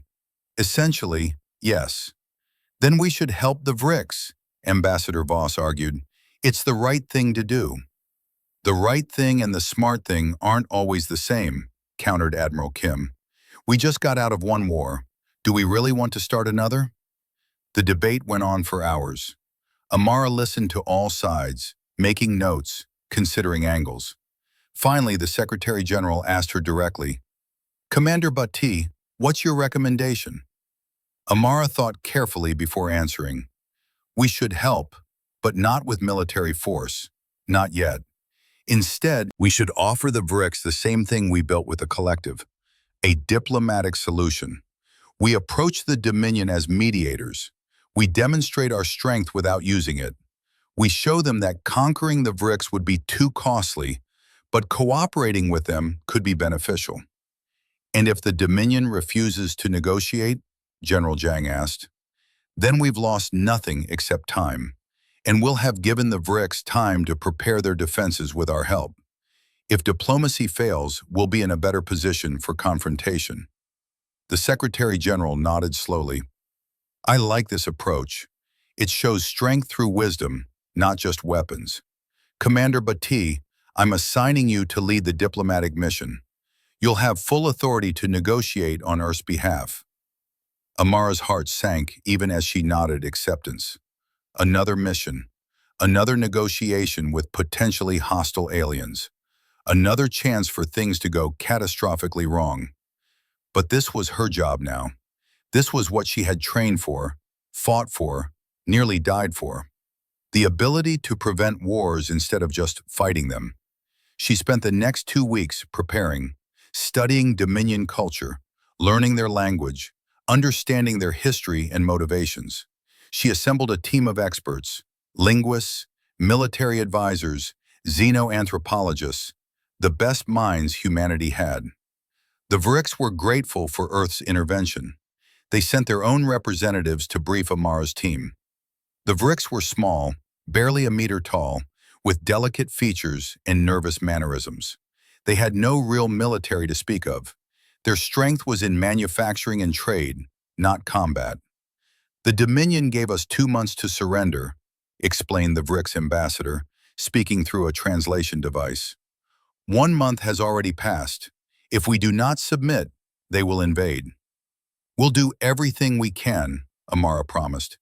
But you need to be prepared for the possibility that diplomacy might fail. We understand, but even if we must fight, knowing humanity stands with us gives us courage. The journey to Dominion space took 3 weeks. Amara used the time to drill her team, running simulation after simulation. What if the Dominion refused to meet? What if they attacked immediately? What if they made demands Earth could not accept? Every scenario was explored and planned for. When they finally arrived at the Dominion homeworld, Amara felt a familiar tension. This was like approaching the collective fleet all over again, entering the territory of a powerful enemy, hoping for peace but prepared for war. The Dominion sent an escort to guide them to the capital. The ships were massive and intimidating, bristling with weapons. A clear message: we are strong, and you should fear us. Amara refused to be intimidated. She had faced worse. The capital city was impressive, a sprawling metropolis of towering buildings and flowing traffic. The Dominion species were tall and angular, with skin that shifted colors based on emotion. They moved with an arrogance that came from centuries of dominance. Amara and her team were brought to the Grand Council chamber. 5 Dominion leaders sat on a raised platform, looking down at the human delegation. It was meant to be intimidating, to make the humans feel small and insignificant. Instead, Amara looked up at them calmly and spoke without hesitation. I am Commander Amara Bhatti, representing Earth and its allies. We come to discuss the situation with the Vrix coalition. The Central Dominion leader, whose skin glowed a deep crimson, spoke. This matter does not concern you humans. The Vrix are weak. They will submit to us or be conquered. This is the natural order. The natural order is changing, Amara replied. The galaxy is learning that strength comes in many forms. Cooperation, trade, shared knowledge. These create lasting power better than conquest. The Crimson leader's skin darkened. An anger response. You speak boldly for such a young species. What makes you think you can challenge the Dominion? Amara smiled slightly. We don't want to challenge you. We want to offer you something better than conquest. The Dominion leaders seemed intrigued despite their arrogance. The Crimson one leaned forward. Explain what you mean by something better than conquest. Amara had prepared for this moment. She activated a holographic display showing trade data, manufacturing capabilities, technological advances. The Vrix are the best manufacturers in this sector. Their production facilities are unmatched. If you conquer them, you destroy much of that capacity in the fighting. If you trade with them instead, You gain access to everything they produce without the cost of war. We take what we want. We do not bargain. That worked when you were the only major power in the region, but the galaxy is changing. Humanity defeated the collective, who were much stronger than us. We did it through ingenuity and cooperation. Now we have a treaty with the collective. Together we represent significant military and economic power. A different Dominion leader, with skin that shifted between blue and green, spoke. Are you threatening us? No, I'm offering partnership. The Vrix want to work with you, not fight you. Earth wants peaceful relations with the Dominion. The collective is watching to see how we all handle this situation. This is a chance to build something instead of destroying something. The discussion went on for hours. The Dominion leaders tested Amara with difficult questions, hypothetical scenarios, attempts to find weaknesses in her arguments. She answered each one calmly, drawing on her knowledge of their culture and psychology. Finally, the Crimson leader called for a recess. We will discuss your proposal. Return in 2 days. Those 2 days were tense. Amara's team stayed in quarters provided by the Dominion, uncertain whether they would be expelled, imprisoned, or worse. They could do nothing but wait and hope their arguments had been persuasive enough. On the morning of the 3rd day, they were summoned back to the council chamber. The Dominion leaders looked different somehow. Their skin colors were less aggressive, more neutral. A good sign, if Amara was reading them correctly. We have considered your words, the Crimson leader said. We find merit in some of your arguments. The cost of conquering the Vrix would be significant. The benefit of trade might indeed be greater. Amara felt hope rising, but kept her expression neutral. Does this mean you'll withdraw your ultimatum? We will propose new terms. The Vrix will maintain independence but will grant us favorable trade agreements and allow Dominion observers on their worlds. In exchange, we offer protection from other threats. It was not everything Amara had hoped for, but it was far better than conquest. The Vrix would survive with their freedom intact. The Dominion would gain economic benefits without the cost of war, and humanity would have established itself as a mediating force in galactic politics.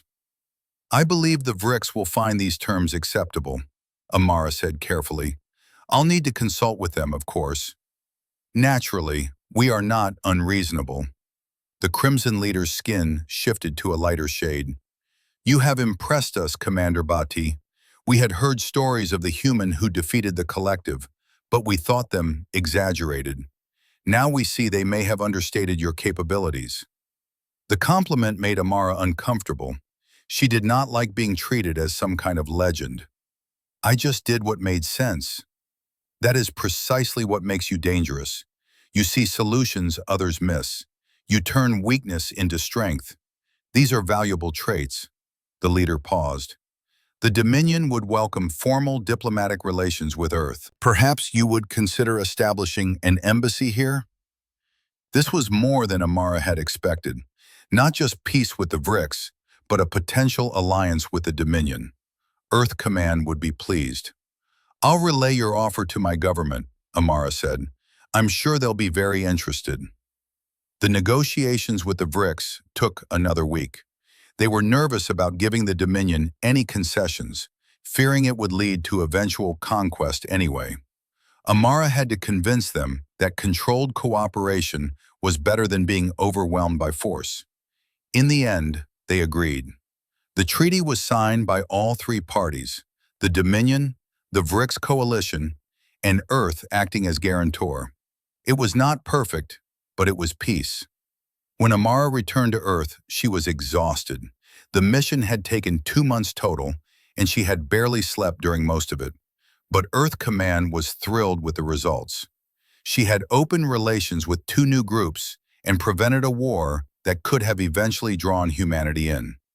The Secretary General called her to a private meeting. You've exceeded all expectations, Commander.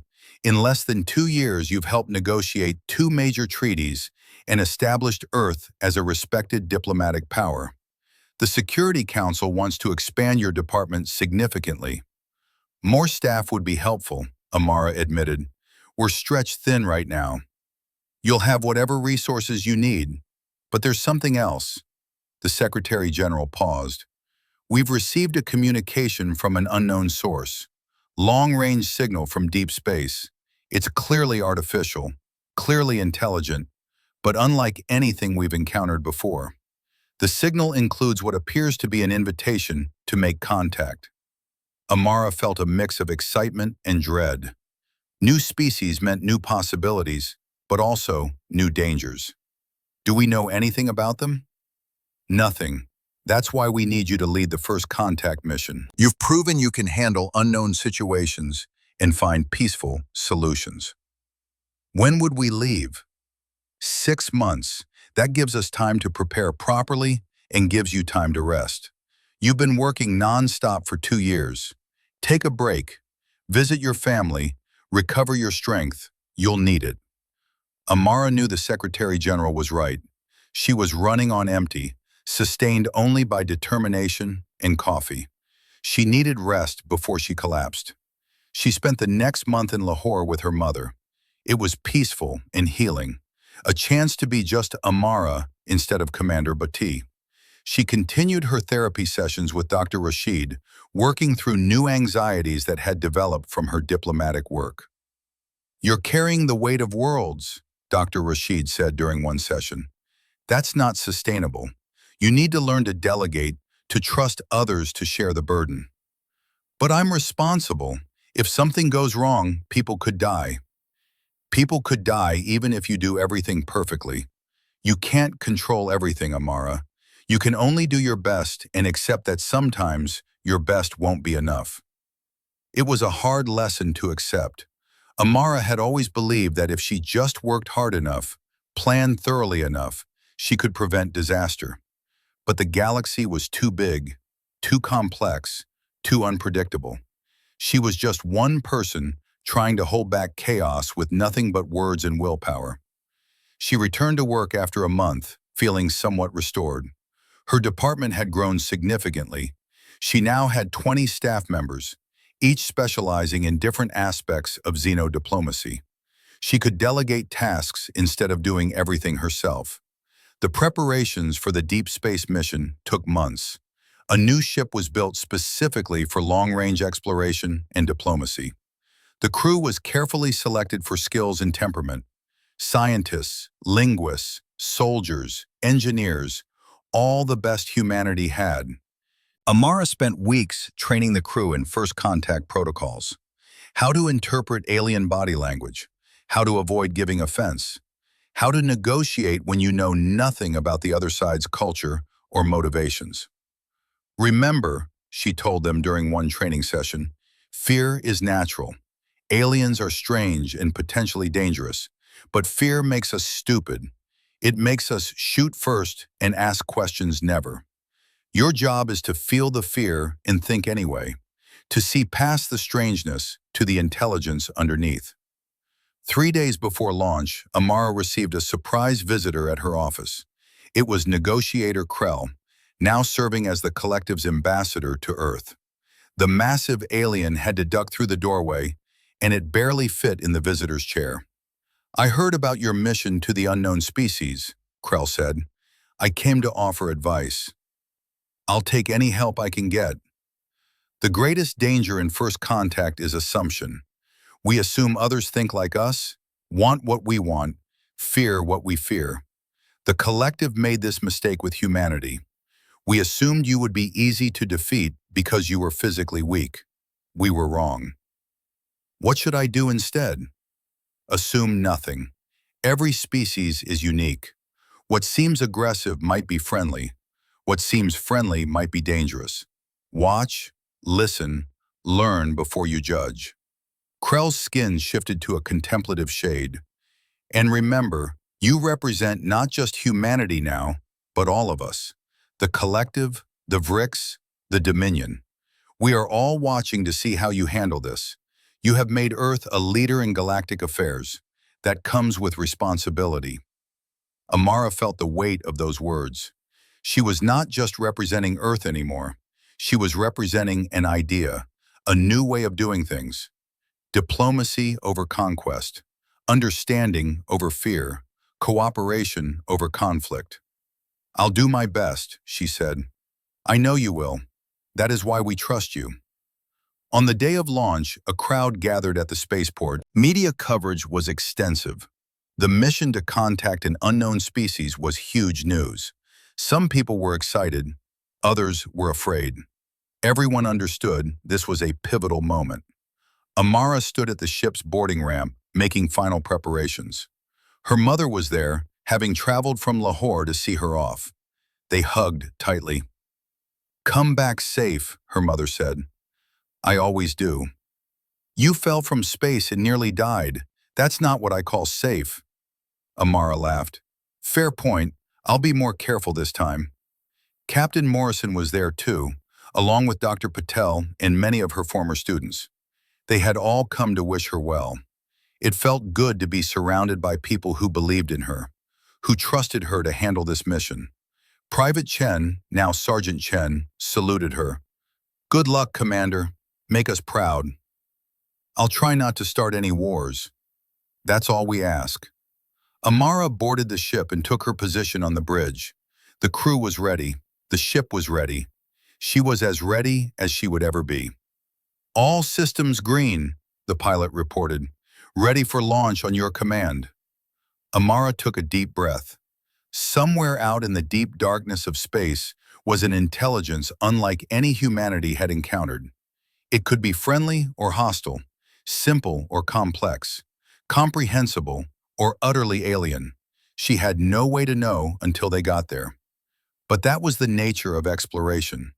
You ventured into the unknown because it was unknown, because someone had to be first, because knowledge was worth the risk. "Launch," she said. The ship lifted smoothly from the pad, rising into the blue sky of Earth. Amara watched through the viewport as her planet fell away below, beautiful and fragile and precious. So much depended on this mission, so much hung in the balance. But she had faced impossible odds before. She had fallen from the sky and survived. She had made peace with enemies. She had learned to turn weakness into strength. Whatever waited for them in the deep dark, she would face it the way she faced everything, with intelligence, courage, and an absolute refusal to give up. The ship broke through the atmosphere and entered the black. Stars appeared all around, millions of them, each one potentially home to new life, new civilizations, new possibilities. Amara smiled. The adventure was just beginning. The journey took 6 weeks. 6 weeks of traveling through the vast emptiness between stars, following the source of the mysterious signal. The crew settled into a routine, training exercises, language studies, speculation about what they might find. Amara spent most of her time reviewing everything humanity knew about potential alien psychologies. She worked with the linguists to develop frameworks for understanding completely foreign communication methods. She prepared for every scenario she could imagine, and several she could not. On the 40th day, they arrived at the source of the signal. It was a binary star system with 12 planets, most of them gas giants. The signal came from the 4th planet, a world slightly larger than Earth, with a thick atmosphere and vast oceans. "Scanning now," the science officer reported. "I'm detecting massive structures on the surface. Cities, I think. And something else. The entire planet is surrounded by an energy field of some kind." Amara studied the displays. The energy field looked similar to Earth's planetary shield, but far more sophisticated. This civilization had technology humanity could only dream of. "Try to communicate," she ordered. "Let them know we received their invitation." The communications officer sent a carefully crafted message in multiple formats: radio waves, laser pulses, gravitational fluctuations. They waited for a response. It came within minutes. Not words, but pure mathematical concepts. Numbers, patterns, ratios, the universal language of logic. The linguistics team worked frantically to decode it. After an hour, they had the basic message: "Welcome, you came. We are pleased." Prepare for contact. What does prepare for contact mean? The pilot asked nervously. Before anyone could answer, the ship's sensors detected something approaching. A vessel unlike anything humanity had seen. It was not built from metal or conventional materials. It seemed to be made of light itself, or energy shaped into solid form. Beautiful and impossible and terrifying. "Shields up," Amara ordered. "But do not arm weapons. This is first contact. Let's not start by being aggressive." The alien vessel approached slowly, giving them time to react. When it was close enough, it transmitted another message. This time the translation came faster. "Send representative. 1. We meet in peace. We have much to discuss." Amara knew who that representative had to be. "I'm going." "Commander, we don't know if it's safe," her security chief objected. "Nothing about this is safe, but that's why we came." Amara stood. "If I don't return in 3 hours, contact Earth Command and tell them everything we've learned." She took a shuttle across to the alien vessel. As she approached, a portal opened in its shimmering surface. She guided the shuttle through, trying to ignore how her instruments went haywire inside the strange ship. The interior was vast and empty, lit by sourceless light. As her shuttle touched down on what appeared to be a landing platform, she saw a figure waiting. Her breath caught. It was humanoid, but wrong in subtle ways. Too tall, proportions slightly off. Skin that seemed to shift between solid and translucent. Eyes that held depths impossible for normal biology. The figure spoke, and Amara's translator struggled to render the sounds into words. "Welcome, Amara Bhatti. We have watched you for some time." "Watched me? How?" "We observe many species, many worlds. We seek those who choose growth over destruction, those who turn enemies into allies." You are one of the few we have found worthy. Amara felt uneasy. Worthy of what? Worthy of truth, worthy of knowledge, worthy of the burden that comes with both. The figure gestured, and the space around them changed. Suddenly, they were not in the ship anymore, but floating in space, surrounded by stars. "Look!" Amara looked and saw things that hurt her mind to comprehend. Vast structures connecting star systems. Energy fields wrapping entire galaxies. Civilizations so old and advanced that humanity was barely visible to them. "This is the true galaxy," the figure said. "Not the small corner you know. There are powers here beyond your understanding. Some benevolent, some indifferent, some actively hostile to young species like yours." "Why are you telling me this?" "Because humanity is approaching a critical point. You have proven you can fight and survive. You have proven you can make peace with enemies. Now you must prove you can grow beyond your current limitations, or you will be swept aside by forces you cannot imagine." The figure waved its hand again, and they were back in the ship. "We are called the Architects. We have existed for millions of your years. We do not interfere directly with younger species, but we offer guidance to those ready to receive it." "What kind of guidance?" "Knowledge, technology, understanding of the fundamental forces that govern reality. In exchange, we ask only that you help other species as we help you, that you become teachers in your turn." Amara was skeptical. "This seems too good to be true. There must be a catch." "The catch is responsibility. Advanced knowledge brings advanced dangers. You could use what we teach to build wonders or weapons. The choice would be yours, and the consequences would be yours as well." "Why us? Why humanity?" "Because you already understand the most important lesson, that strength comes from cooperation, not conquest, that wisdom is more valuable than weapons. You learn this the hard way, through conflict and loss. That makes the lesson real in a way that easy learning never could." Amara thought about everything that had led to this moment. The battle against the collective, the negotiations, the teaching, the diplomatic missions. Every challenge had prepared her for something bigger. "I can't make this decision alone," she said. "This affects all of humanity. We know. That is why we will wait. Go back to your people. Discuss what we have offered. When you are ready, return to this system. We will be here. Amara was suddenly back in her shuttle, though she had no memory of moving. The alien vessel was retreating, fading back toward the planet. She sat in stunned silence for a moment, trying to process what had just happened. She returned to her ship and called an emergency meeting with the senior crew. She told them everything the architect had said. Their reactions varied from excitement to fear to disbelief. This could be a trap, the security chief said.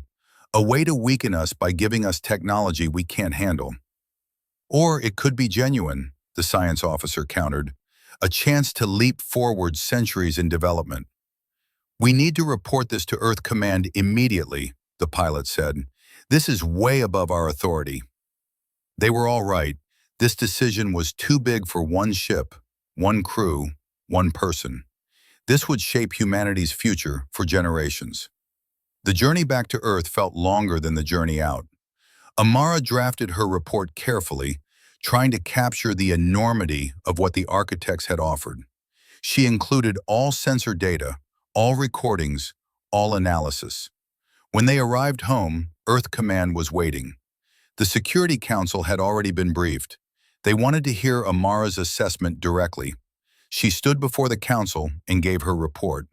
She described the architects, their offer, their warnings about the dangers ahead. She answered questions for hours. Finally, the Secretary General asked the key question. Commander Bhatti, you know humanity better than anyone. You've seen our best and worst qualities. In your professional opinion, are we ready for this? Can we handle advanced knowledge without destroying ourselves? Amara thought about everything she had witnessed, the wars, the peace, the cooperation, the conflicts. Humanity was complex, contradictory, capable of both great wisdom and terrible foolishness. No, she said honestly, we're not ready, not completely. We still have prejudices to overcome. We still make stupid decisions. We still let fear override wisdom sometimes. The council members looked disappointed, but Amara continued. However, I don't think any species is ever truly ready. The collective wasn't ready to face an enemy they couldn't intimidate. The Dominion wasn't ready to consider alternatives to conquest. We weren't ready for the collective's attack, but we adapted. We learned. We grew. So what are you recommending? The Secretary General asked. I recommend we accept the architect's offer, but carefully. We don't take everything at once. We learn gradually, testing ourselves at each step. We share what we learn with our allies so they can grow with us. And we establish strict oversight to ensure the knowledge is used responsibly. And if we fail, if we misuse what they teach us, then we learn from that failure too. That's what humanity does. We fail, we learn, we try again. It's messy and slow and sometimes painful, but it works. The Security Council debated for 3 days. Finally, they reached a decision. Earth would accept the architect's offer under the conditions Amara had suggested. They would proceed slowly and carefully, with full transparency and international oversight. Amara was given command of the new initiative for advanced knowledge, with authority to negotiate the details with the architects. It was another massive responsibility added to her growing collection. Before returning to the architect's system, Amara made one final trip to Lahore.